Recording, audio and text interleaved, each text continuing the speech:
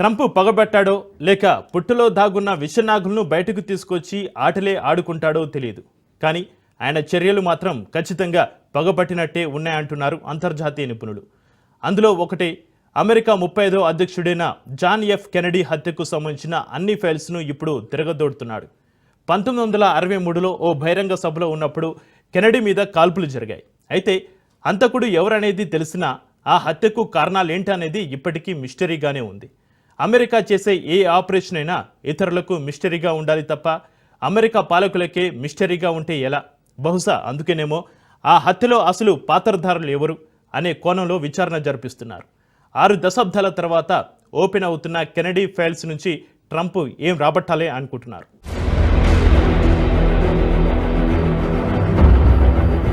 పాత files తవ్వితీస్తున్న Trump.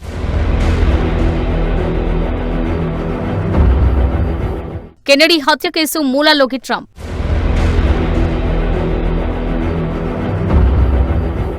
అనుమానాలు ఎవరి మీద?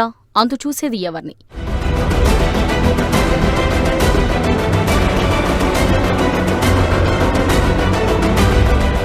మూడో కంటికి తెలియకుండా పని కానిచ్చేయడంలో సిఐఏను మించిన ఏజెన్సీ మరొకటి లేదంటే అతిశయోక్తి కాదేమో. అమెరికా పాలకులు తలుచుకుంటే ఏమైనా చేయగలరు అనే బ్రాండ్ను కాపాడుకోవడానికి అగ్రరాజ్యం ఎంతకైనా తెగిస్తుంది, ఎంతైనా ఖర్చు చేస్తుందనే పేరు తెచ్చుకుంది. అయితే అమెరికా ఏం చేసినా అక్కడి పాలకులకు మాత్రం పక్కా తెలుస్తుంది.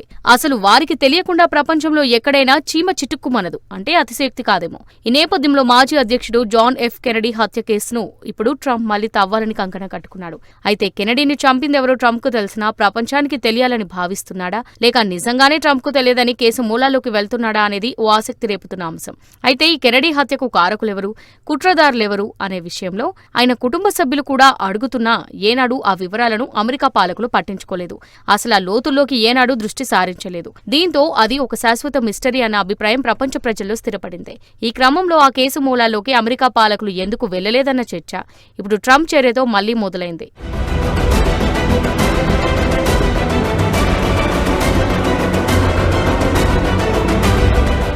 ఇక ఈ కేసులో ట్రంప్కు అంత ఆసక్తి ఎందుకు ఏర్పడిందన్న చర్చకే ప్రాధాన్యత ఏర్పడింది. జాన్ ఎఫ్ కెనడీ అమెరికాకు 35వ అధ్యక్షుడిగా పనిచేశాడు. 1961 నుంచి 63 వరకు ఆయన అధికారంలో ఉన్నాడు. అమెరికా పాలనలో అనేక మార్పులు తీసుకురావాలని కలలు కన్నాడు. పాలనలో ప్రజాస్వామ్యం కోసం, దేశ హితం కోసం పరితపించాడు. ఈ దేశం నాకేమిచ్చిందని కాదు, ఈ దేశం కోసం నేనేం చేశాను అని ఎవరికి వారు ప్రశ్నించుకోవాలనే నానుడిని ఫ్రేమ్ చేసింది కెనడీనే చెప్తారు. అమెరికాలో మానవ హక్కుల పరిరక్షణ కోసం ఉద్యమాలు నడిపాడు. ఆయన ప్రసంగాలు మానవత్వాన్ని తట్టిలేపు హక్కుల ఉద్యమకారులకు ఎంతో స్ఫూర్తినిచ్చేవిగా ఉంటాయని చెబుతారు. ప్రజలతో విపరీతమైన అనుబంధాన్ని పెంచుకున్న కెనడీ అకస్మాత్తుగా హత్యకు గురవడం, అమెరికా పౌరుల్లో మిస్టరీగా మిగిలిపోవడం ఒక రకంగా అమెరికా చరిత్రకే ఓ కలంకంగా మారిందని భావిస్తారు. మరి ఈ కేసును తిరగదోడి ఆ మిస్టరీని ఛేదిస్తే అమెరికా పరువు ప్రతిష్టలు ఇంకా మెరుగవుతాయా? ప్రస్తుతానికి ఈ విషయాన్ని ట్రంప్కే వదిలేయాల్సి ఉంటుంది. కానీ ఇంతకాలం మిస్టరీగా ఉన్న ఆ కుట్రదారులు ఎవరనేది ప్రపంచానికి తెలియడం వల్ల అమెరికాలో ఓ నూతనాధ్యాయం మొదలవుతుందన్న అభిప్రాయాలు కూడా ఉన్నాయి. దీంతో ఈ కేసు ద్వారా ట్రంప్ ఏం ఆశిస్తున్నాడనేది మరింత ఆసక్తి రేపుతుంది.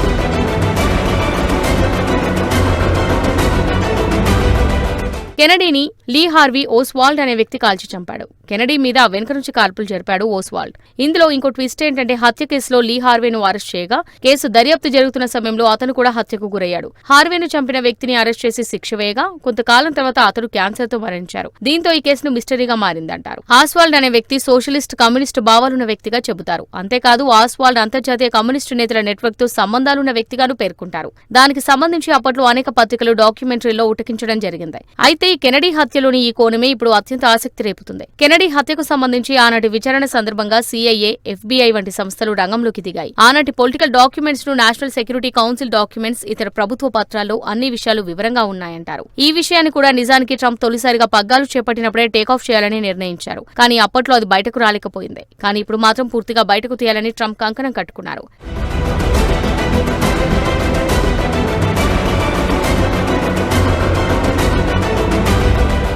జాన్ ఎఫ్ కెనడీ హత్యకు సంబంధించి కీలకమైన విషయాలు మరుగున పడున్నాయి. అసలు కేసుకు సంబంధించి 2400 సీక్రెట్ ఫైల్స్ ఉన్నాయని FBI గుర్తించింది. ఆ రికార్డులో మొత్తం 14,000 పేజీల సమాచారం ఉందట. ఇది చాలా పెద్ద విషయమని ది మారీ ఫెరల్ ఫౌండేషన్ చెబుతుంది. ఈ సంస్థ వద్దే కెనడీ హత్యకు సంబంధించిన అత్యధిక ఆన్లైన్ రికార్డులున్నాయట.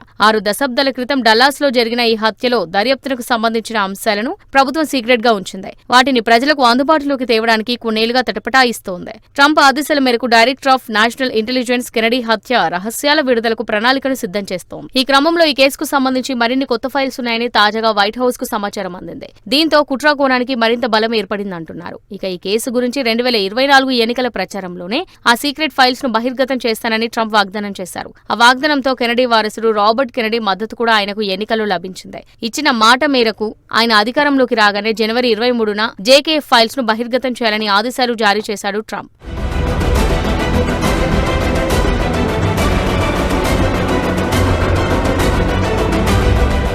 ఇక ఈ కేసులో ట్రంప్ ఎవరిని టార్గెట్ చేశారు అనే చర్చ ఆసక్తికరంగా నడుస్తుంది. ట్రంప్ రిపబ్లికన్ పార్టీకి చెందిన వ్యక్తి. అమెరికాలో 2 పార్టీల వ్యవస్థ నడుస్తుంది. అధికారం ఎప్పుడూ డెమోక్రాట్లు రిపబ్లికన్ల మధ్య దోబూచులాడుతుంది. అయితే సంస్కరణల పేరిట డెమోక్రాట్లు అడ్డదారులు తొక్కుతున్నారని, అనేక అవినీతి కార్యకలాపాలకు పాల్పడ్డారనే భావన ట్రంప్ లో బలంగా ఉంది. డబ్బు సంపాదించడానికి అనేక కొత్త సంస్థలను సృష్టించి అనేక నెట్వర్క్లను క్రియేట్ చేసి అన్ని ప్రభుత్వ ప్రైవేట్ వ్యవస్థల్లో పాదుకొని ఉన్నారని, వారి మూలాలు ఛేదించనిదే అమెరికాకు నిష్కృతి లేదని ట్రంప్ భావిస్తున్నారట. ప్రజాస్వామ్య పరిరక్షణ, మానవ హక్కులు, పర్యావరణం వంటి పేర్లతో అనేక దేశాల వ్యవస్థలను చిన్నాభిన్నం చేసింది అమెరికా పాలకులే అనే పేరుంది. ఉగ్రవాదాన్ని పెంచి పోషించింది వారే. ఉగ్రవాదాన్ని అంతం చేస్తామంటూ వచ్చేది వారే. అయినా ప్రపంచంలో ఎక్కడా ఉగ్రవాదం మాత్రం అణిగిపోయిన జాడలేదు. దీంతో అసలు ఇలాంటి కుట్రలకు ఎవరు పాల్పడ్డారు, ఎవరు ఇలాంటి ఆలోచనలకు కార్యరూపం దాల్చారు, అమెరికన్ ట్యాక్స్ పేయర్ల మనీ ఎటుపోయింది, దానికి ఎవరు బాధ్యత వహించాలనే కోణంలోనే దర్యాప్తు ఉంటుందన్న వ్యాఖ్యలు వినిపిస్తున్నాయి.